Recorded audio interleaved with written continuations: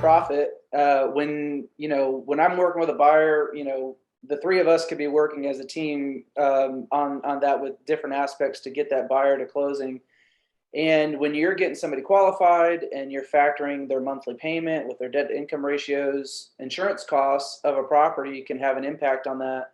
Can you speak about the impact that that can have as far as what somebody's pre-approved for, and then if they happen to be interested in a house that ends up having very expensive insurance, and how you've worked with make trying to get insurance costs down to solve those types of problems?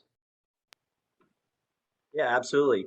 What we typically like to do is we take a look at the house, and even over the last couple of years, it's changed so much on what you think the policy is going to come out to be when you pre-qualify them up front. It used to be a kind of a standard formula that we would use, but so much has changed now, especially in Florida with insurance costs.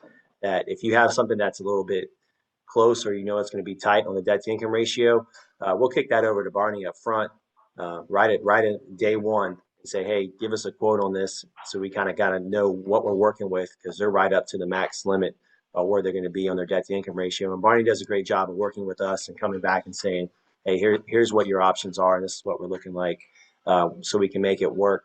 Anytime we get a house that, I tell anybody, anything before 2010, they need to get a quotes on insurance. You got roof issues, you got plumbing issues, electrical box issues, all that stuff comes into play. So we tell them right up front, hey, we're not going to have a problem with the appraisal or doing the loan, but you might have a problem getting home insurance on this. So we want to go ahead and get that taken care of front, like you said, during that inspection period, so we know exactly what that policy is going to be. Because some of these policies come back and they're, almost double what the customer was anticipating in their budget.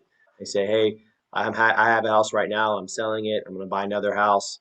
I'm paying around $1,800 a year for my insurance, and we get a new insurance quote on this house, and it just happens to be, a different type of policy, different type of home, different roof, different plumbing, all that stuff, and it comes back more expensive than they anticipate. So we like to get that done up front.